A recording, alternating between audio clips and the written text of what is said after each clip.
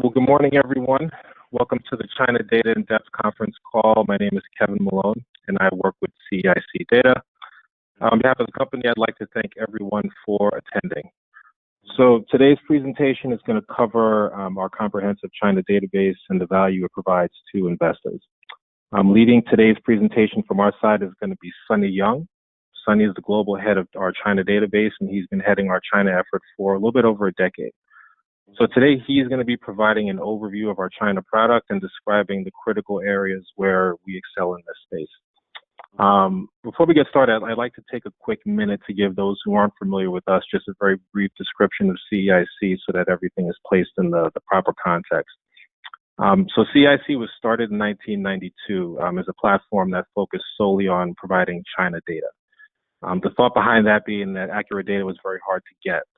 So what CEIC did was we focused on finding and forming relationships with local sources within the country in order to get dependable data. So in time, we basically took this methodology and we applied it to the rest of the emerging markets and then the rest of the world.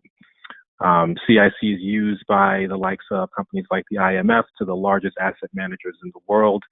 And I guess one of the big things to mention is that our sourcing in a lot of the local provinces in countries like China and the granularity of that data that we then extract, that's the main reason why we've been, successful, and clients have been depending on us for close to 3 decades. So with that, we're going to jump into today's China presentation. And after the presentation is done, we're going to open up the floor to some questions. On the right side of your page, there's a little control panel. And what you can do is you can go to the questions section and you can type in any questions that you do have. If you happen to only be dialed in by phone, then I'll sort of unmute everyone at the end of the call, and you can feel free to ask questions that way.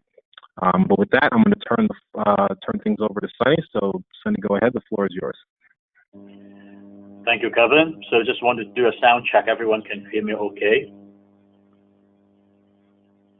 Yeah, pretty good to go. That's good. So my name is Sunny Young. I'm the product manager of the CEIC, looking after our China database. So basically, my role is to determine the roadmap of our product and try to design the best product for our users globally. So currently, I'm in China visiting a lot of our key clients within Beijing. So the purpose for my trip right now here is to validate of our latest investment strategies on expanding our data coverage. So I will share with you a little bit after this call on our data roadmap. So on this call, mainly I will speak about what does CEIC means for you. So it is more than providing macroeconomic data. So hopefully I can give you more background of what we are doing, and also the secret recipes of what makes CEIC China macroeconomic data to be so popular and become a household name within this particular remit. Also, I think data quality counts. I would like to show you some few examples so you can vividly to capture about why we are different than the others. Last but not least is that the functions. I think that is trying all the functions and tools that CEIC has developed try to make our users to become much more efficient at handling or analyzing the data. I think this is the matter as well. Last but not least is the future roadmap. So before diving into too deep, I just want to share with you on my latest encounter with Mr. Zhu Min. Mr. Zhu Min was the ex-IMF Deputy Chief Managing Director. So he's been on a lot of the TV interviews, or you can see him on Bloomberg TV or in the CCTV covering in China. So basically, Mr. Zhu has an in-depth look or review about our platform, CDM Next, which is called CDM Next, on our China data. So not so long after that, he will be able to give a comment about our data coverage, which is he would say that the data has a very good structure, where this gives our users an advantage to easily to compare data across the country and also dig deep into the industry level or the micro level to understand more about China. And when using the data, I have also learned that from Mr. Zhu that our data is quite relevant for analyzing about the China economic growth, to study about the monetary policies, or about the foreign trade like the current scenarios that is cooking up between China and US. And the data granularity, I would say that is the width and the breadth of the data. For example, like the national financing details, which include the national and the regional debt, which also include the in and out balance sheet data. Is good to analyze the government finance conditions in China, which are also impacting the global financial system right nowadays. So by Mr. Ju's his reputation and his seniority in the market, that we are able to receive such a feedback, I'm very honored to share this kind of feedback to you. So I hope that you can take this as a reference going forward when you learn about CEIC. It's just not just about data quality of the quality that we speak by ourselves. It is the quality that speaks from our users and from people who's working in the market, like Mr. Ju. Kevin, at the earlier stage, mentioned about that we have a lot of granular data. So I think the granularity covers the regional granularity and the data type coverage granularity. For China, I think that the divergence of the economies is very clear right now. The south and north, the east and the west, coastal to the inland. A little province in south of China could stand for the economy of some emerging market countries. So it's just a necessity to analyze China not as a whole, but breaking it down as the pieces of little regions to study about the China economic activities. So that's why the regional macroeconomic data is becoming more essential as part of the study. And just like today, I'm visiting one of the think tank in China. They mentioned to me that there's a need for assessing CEIC to study about the regional macroeconomic activities. So they're quite relying on CEIC on helping them to complete that research.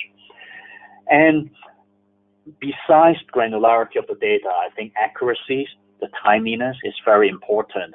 Some of our clients are working in the investment banks. The workflow from the investment bankers or the research analysts, we need to report the data, which is just published to the client as a matter of minutes. So if we can update the headline data within minutes, I think that will be helpful to them. And this is the standard that we are trying to strive for. And if the data is not a headline data, which is also published in a non-traditional way, maybe it is published through the press release or through the public journals, we are trying to update the data within days. And the accuracies of the data is also very important. I will show you later on what are some examples that we strive for higher accuracies of the data. So, and we also, I think throughout the managing of this database, we have learned that the importance of the third-party data nowadays.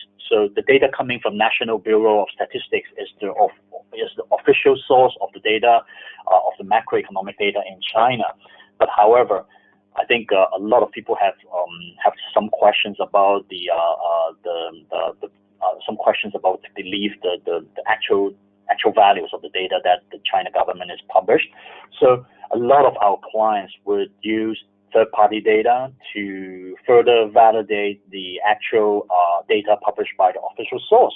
For instance, National Bureau of Statistics published the property sales data, but many would believe that some data would be inflated by the individual provinces because they are competing with each other. So our clients demand CEIC to carry third-party data. One of the important data provider is called China Index Academy, also known as Southern Real Estate Data. It is highly reputable in China and also for the rest of the world that I heard about. So we have tried to work with them and try to obtain the data license, right, to obtain the data that we can set up on our data platform.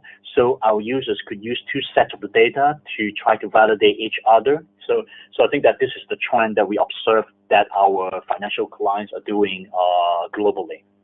So Some figures, I think that one of the name I just mentioned about China Index Academy, China Associations of Automobile Manufacturers. It is not just publishing the car sales data. It published very granular car sales data, breaking down by car types or by regions. Iron and Steel Associations, Petroleum Chemical Industry Federations. Those are very important providers of the industrial products data. And PUI standard, I think wealth management statistics are very important in China due to the shadow banking. Ferrous Metal Industry Associations and other different associations who we are working with to obtain the direct license right to carry on the data. So our users will become more, have a peace of mind to use data because they are carried with the complete copyright. And we are working very close to the data vendor, the data source, due to the fact that we do not want to invest too much on the labor-intensive work of the of qualifying the data and do a lot of manual checks. So that's why we want to obtain the data feed from those organizations for faster data disseminations, and most likely is to have a higher accuracy of the data. And we are also investing ourselves to automate the data to enhance the efficiencies of the data upload so that our end users would experience more timely data. So recently we are going to invest ourselves into a Wuhan facility. So I think that is in one of the pipeline of projects that we are working on. I think the data ambiguity of the China, if you're working with the China macro data, you will find a lot of hard time to understand the data. CEIC is one of the very few organizations that we provide the data in a very structural way. And also the data has been supplied with complete footnote. So you'll be able to see how one data is differentiating to the others and what are the root meaning of those data. Beyond the first level descriptions. And also our support desk is full of experience of explaining the data, and they are working directly with our database team to try to get help to the users on trying to help them to resolve the data ambiguity issues. So I think that this also is one of the appreciations showing up by a lot of our important clients over in Beijing. Even though that they are working in China, they understand Chinese data, the nature of the data, they still leverage our our help desk. So imagine that if you guys are living in the States, there's I think a little bit of distance away from China. If for you guys to understand the data, I think it wouldn't be any easier to just type in the questions in the chat room that we are supplying with our data platform, so that the chat our help desk behind the chat box could be getting back to you in a matter of minutes. And CEIC had take a leap of the standardizing the various data published by the official sources, National Bureau of Statistics, to make the data to become usable. I think I will have more examples later on to show you on how we do that. And last but not least is that we have committed on the monthly data expansions to keep on increasing the value of to the clients who have paid us for the recurring monthly subscriptions. So in terms of the China macroeconomic database, what are the major topics that people focus the most? I can give you 9 boxes that you can take away with. So these are the importance of the data set that people are trying to evaluate of China macroeconomics. First of all, will be international trade, followed by real estate, national account, and then followed by some financial matrix from money and banking sectors, industrial sectors, investment sectors, inflation, social demographics, and also government and public finance. These 9 are among the most popular topics that we have. So I would say that this would cover up more than 50–60% of the usages from our global users. And I think this call is to the States audience, so I would like to show you something that more relevant to to our supporters or our prospects or our clients over in the States. For example, when I do my research, that I noticed that in United States, our clients have a more preference on looking into the financial data of China. For example, from the money and banking side, investment types, and then followed by international trade, the labor market, and then unemployment statistics, etc., and then real estate, government, public finance. The ranking of the boxes is a little bit different, but however they are still at the top quadrants of the data that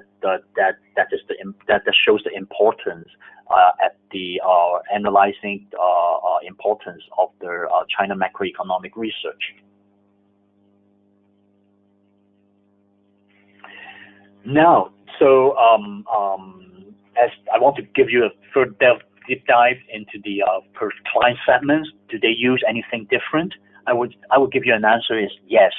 They have different preferences of the data. For example, hedge fund types of the clients tend to focus more on the momentum-driven statistics like international trades, more higher frequency data from the money and banking sectors, inflation data, real estate sectors. Real estate is being seen as one of the key sectors to drive the GDP, and investment, industrial sector data. So these are the topics which our hedge fund clients have higher emphasis on.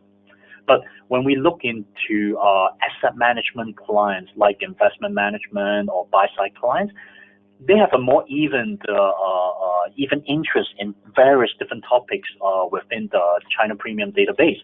For example, ranging from still international trade, real estate data, financial market data, industrial sector data. But however, you can see that there's a long tail of items that they are interested to look into as well. So due to the fact that I think that there are so many different types of asset managers, so their core focus will be different. So that makes this pie chart to look a little bit evenly scattered around on different key topics. So fair enough about learning about our usage footprint. So what about things that make CEIC data to be different in terms of data quality? So first of all, I would like to show you behind our some of the scenes behind in our kitchen. A kitchen is called our database team. How we create our database. So first of all, we have a team that manage the database, which is sitting in between Hong Kong, Shanghai, and Beijing. So the team is full of high experience in handling different macroeconomic data, and each of the analysts would be given an individual specialty, so who have a special assignment on the particular sectors. For instance, if we raise a questions on some of the local debt questions, we will easily to identify the owners to own the questions and to reply to our clients right away. So I think that this is a system that we are a little bit different than our competitions. Also, that we are very respect to the prime source. So we will develop a relationship with the prime sources, and trying to obtain the license right to obtain such data to be disclosed in CEIC. And also with our local language skills, I think we are able to easy to understand the data, and also be easier to communicate with the sources. And also the update is not just update Monday to Friday. China data, China published data on Saturday as well, and also the data sometimes has been published in a non-scheduled release. So our team has been always need to stand by for such data release. Chinese government have tendency to release some very important data on some holiday eves or on Saturday. Sometimes a lot of our foreign overseas customer will oversee this importances. So, but however, we do not neglect about this fact, and we will have the team stand by and update the data to make the data to become usable at our client's disposal. But it is a very important fact I would like to share about. Previously, I told about we invest into our into Wuhan data centers to have increase our data automations. But frankly speaking, if one can tell you that they can automate, they can use AI to apply to China macro data update, I think you will be a little bit skeptical about this statement. I don't think right now at this point the data could be easily to be updated by 100% automations and even without any human interventions. Our approach is to have a blended manual and automated updates. For the manual part, why we need to do such is that there's a lot of data that coming from the source, which having some issues of integrating the data onto the original time series. For example, that the unit could be changed, and the data will need to will need other degree of verifications with different sources before you can put up the data. Today, again, one of the think tank clients that I'm meeting with, he said that he's putting his data onto a model to recreate the real GDP, to simulate a GDP by his own using, for example, like some consumption approach matter. So once he plugged in our competition's data onto the model, he would just have a red flag up that he could not process on his model anymore because the data was very wrong. So when I pressed the more examples further, the client explained that when he used our data, he feels more comfortable because every time he works with our data, the model seems working right and doesn't have any red flag. So I think that this accumulated experience from our user space across the globe shows us the level of confidence for how the quality that we are delivering to our clients. Here's another example I would like to show you that one examples that for regional GDP data, one of the district in China, in Beijing, this is called Datan district. The GDP by itself in our competitions, it may carry a longer historical data, but however, on the right-hand side, on the let me show you a pointer so that you can see in here. Especially in this part, where you can see that I highlighted in yellow is the CEIC data, which show different values to our competitions. So why is that? In year 2006, 7, and 8, there's a second economic consensus carried out in China. So we update the data on through some published journals that we update the figures. So it is different than what our competition has provided. Again, in 2013 and 2015, there's another census carrying out so that the data has been updated. But however, unfortunately, on our competitions, that we noticed that they are still carrying the preliminary, the first updated number throughout the data history. So imagine that if you were doing a long-term analysis of this particular Daxing district, the GDP. So if the data is not correct, that will highly impact your derived calculations. So the precisionness of this kind of data continuous update would help our clients to obtain the most accurate analysis. I think that this is what our clients are paying for as well. They don't want to pay the data, but which is not clean and just barely usable. But however, they may have only a longer data history. And one explanation I can also show you on why that, for example, like this part of the data history, why CEIC choose the where we have the inception values to be at 2005, is because in before 2005, if we are going to have the regional GDP disclosed at that level, not every region in China or the cities in China would have disclosed the GDP. So you will not be able to do the comparison. So that we take a decision to choose the common date where there's at least have majority of the values for majority of the cities that we are covering, so that we try to make sure that the data has been usable at that end.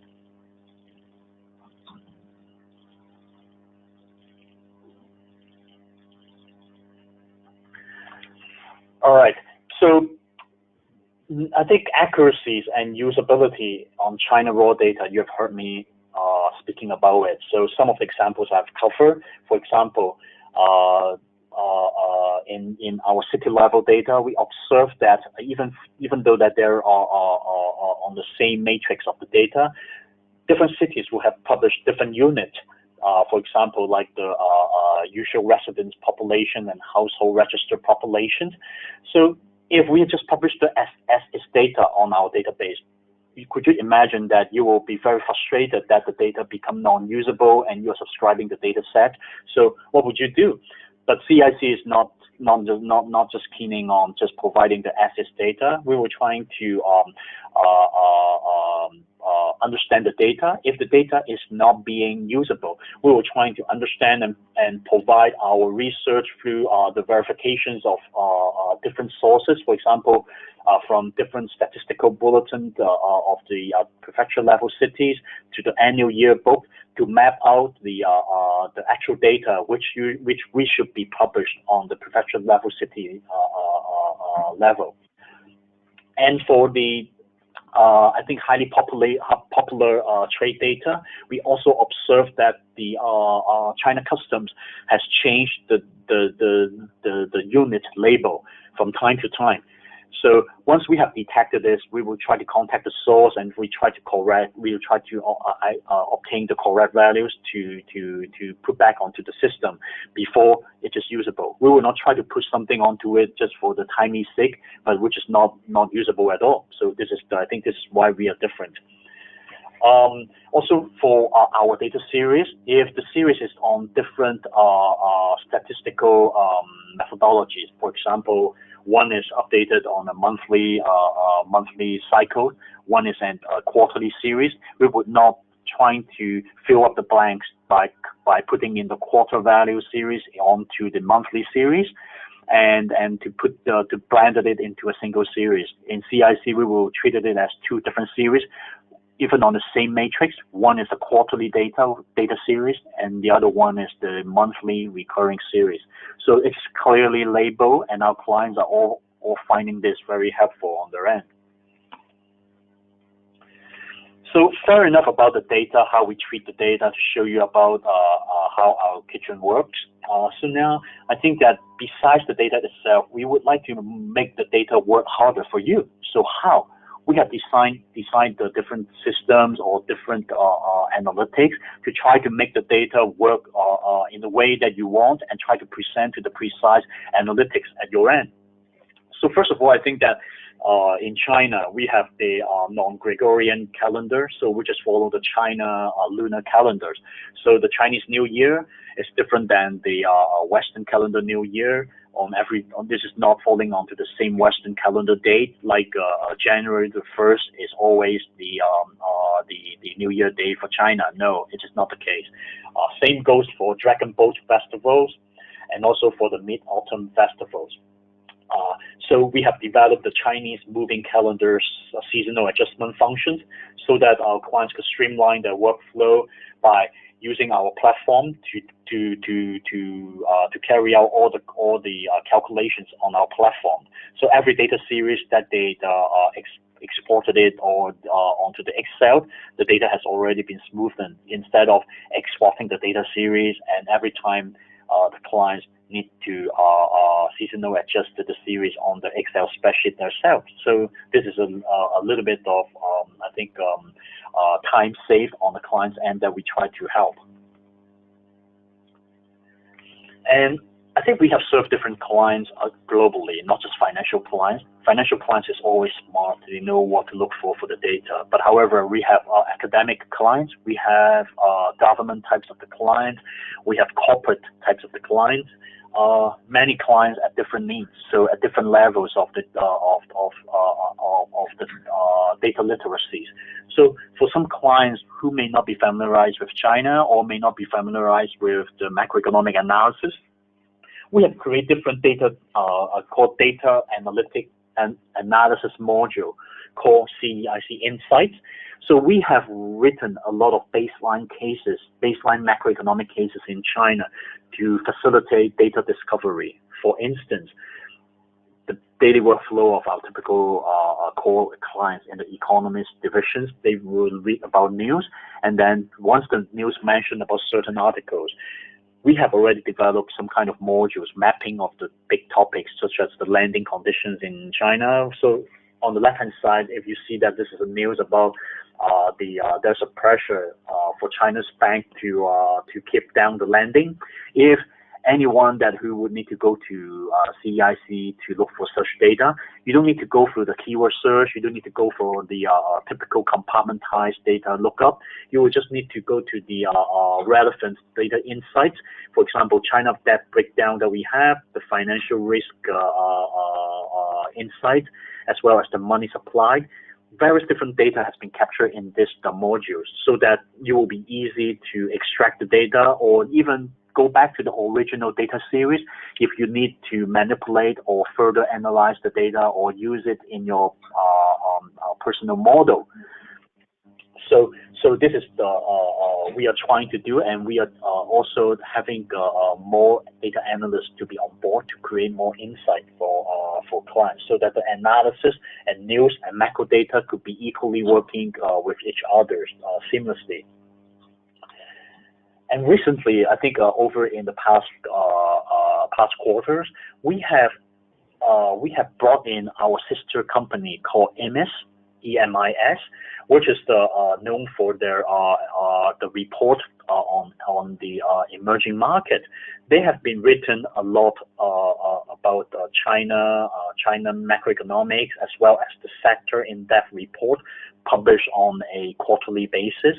So we import those reports back to CEIC under our Insights modules, where you can quarterly find out the key sectors in China. For example, real estate, maybe consumptions, or maybe the healthcare, automotive, pharmaceutical, or constructions, TMT, etc. So the report itself is very user-friendly, very infographics-oriented, and they cover the competitive landscapes within the particular segments, companies in focus, regulatory environment changes, and also key topics, recent trend reports. So this is a very good complement to the data that we provide on China macroeconomics and China sectors. So this has included write-up. If you want to see some quick reference of the qualitative report on CEIC, it is available at the fingertip without extra charge once our clients subscribing to our China database. So this is the infographics which I mentioned about. I use real estate sectors as a snapshot, so you can easily to see the key performance index in the real estate sectors, and the key M&A activities. What are the sectors leading of the M&A activities, and who are the key players in the segments? What are their revenues, etc., etc. All right. So I think that talk a lot of things about the things that are happening in the past. So what about the future roadmap? What are we committed to do to bring more values to our clients? So first of all, I think doing through a lot of client interviews and client interactions, we still need to invest on to expanding our regional data, which includes the province level, county level, or city level data.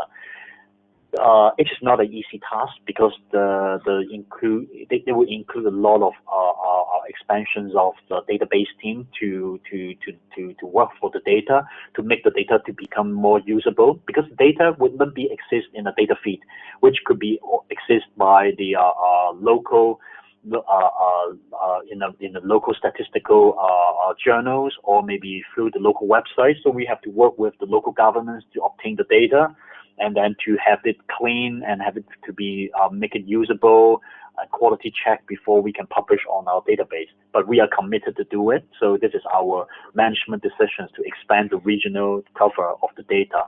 For instance, the data such as the GDP, and the data such as the PMI, data such as the loans and deposits, the investments data, the the inflation's data, demographics data are all very essential to have regional data coverage.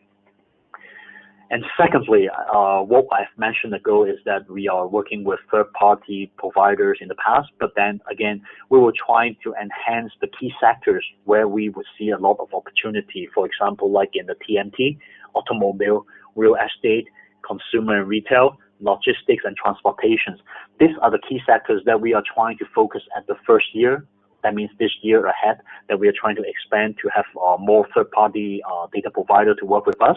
It is not easy again because each individual third-party would have a very costly data and very different data structure, so we have to deal with. But however, I think success would not become easy if this is a piece of cake task. So I think that we aligned our internal resources to tackle with this uphill battle. And further on, I think that to add on with more qualitative information onto CEIC database is good for our core clients workflow. So we will be bringing on more macro-related news from our parent company called Caixin in China. So Caixin, for your information, is a very reputable news provider in China to provide top quality news in both Chinese and English. And they're outspoken about the Chinese economy, Chinese government, and as well as the analytical in-depth articles of the Chinese macroeconomic political conditions is second to none. And it has many good reputations from local and from overseas as well. So we will be trying to work on with our parent company to try to bring this news alive onto the CEIC platform. So which could have a closer tie when you are looking for macroeconomic data or other data to examine the China macroeconomic environment and conditions. So I think that right now at this point I would like to wrap things up, and I may need to pass back to Kevin to try to maybe open up for some questions on the floor, leave some time for Q&A. Sure. Thanks a lot, Sunny. So we have two questions that have actually come in. The first one I will take. It is, what's the difference between CEIC and other data providers? To summarize that in short, our specialty is really with sourcing local data. To take a country like China, one of the things that we do is we partner with sources in a lot of the local provinces. So not just sort of the larger places like Beijing or Shanghai, but a lot of the smaller local provinces, we extract data from there. So what you end up getting is a much more detailed macro picture of China as a whole, because we're getting information from smaller areas as opposed to just, as I mentioned before, some of the larger cities. Our competitors don't put their focus there. Our competitors, as good as they are, they provide general data on various countries. But with countries like China, it's just very important to note that when you're pulling information, you're getting a lot of localized data from a lot of small places. So that creates a much more complete picture. The second question for you, Sunny, someone asked if you could just give a very brief background into the China international trade data. Sure, Kevin. So China international trade data was by the China Customs. So first of all, I think that our clients have a higher preference on seeing the data by the breakdown by the commodity types, and also by the country,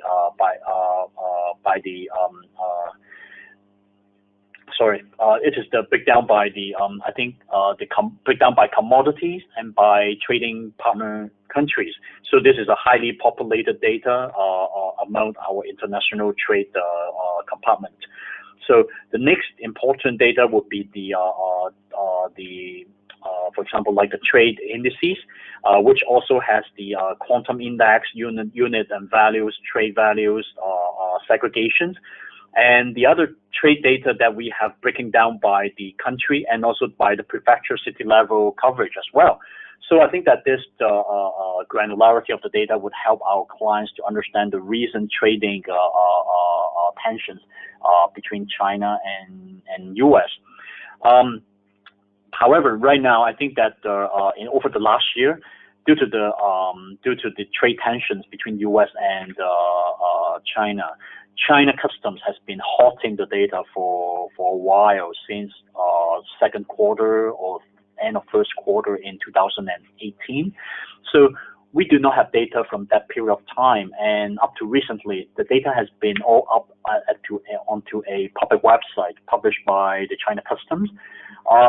By that means, if I say that this is the public data on the public website, so maybe your questions from the floor could be say, hey Sunny, this is free data. Why do I need to pay CEIC for the subscriptions? Yes, you may say that, but however, it's just not as easy to describe as like in that conditions. It's just more intuitive. I can walk you out on these conditions. The data has been published on the public websites. Everyone could download it. So first of all, the website is not very stable. Second, the data could be available on single time point only, on single on single goods cover at the bottom level, at the 8 digits level. So if you want to aggregate it by, say, I want to see the natural gas, then you will need to add up the 8 digits level natural gas granular breakdown to obtain the summations of the natural gases total import and export by the single country. So it is a lot of work to do it, but our end has been working endlessly to try to decode the way how China Customs are posting the data, and we have been successfully to replicate the database in CEIC, and the data has been restored and fully usable as of now. So I think that this is the trend. This is the trend that we have we have seen from the international trade data. Excellent. And we have one more question. Do you have housing price data? Do you have housing price data series by province? Yes, we have the data down by the key locations in China. The data has been coming from our third-party provider as well. So we have the sales data by unit, the sales data by square by square meter, and also on top of that, we have the weekly land sales data on top of such as well. Great. Okay, it doesn't look like there are any further questions. So with that, I just want to thank everyone for attending the call today. We'll be in touch with everyone just to send you sort of a follow-up of everything that we discussed today, as well as just some brief information on the China product that we have at CEIC.